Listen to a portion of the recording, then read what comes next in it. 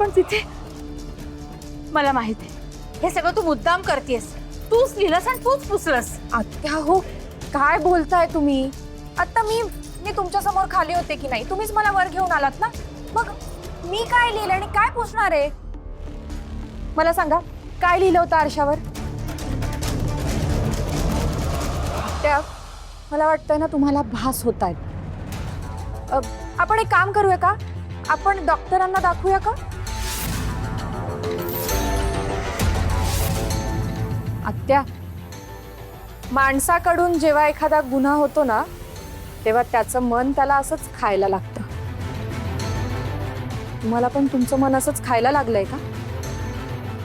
हो, असा एवढा ताण घेऊ नका, उगाच हार्ट अटॅक वगैरे यायचा. मी तुम्हाला एक सजेशन देऊ का? तुमच्या हातून जे काही गुन्हे घडलेत ना ते सगळे कबूल करून टाका, म्हणजे तुम्हीच मोकळा व्हाल. अरे बाप रे, किती घाम आलाय तुम्हाला. पुसते मी, थांबा. बरं, एक काम करा, तुम्ही ना आता आराम करा. संध्याकाळी आजीचा बर्थडे ना, या मग बर्थडेला. नाही आलात तरी चालेल.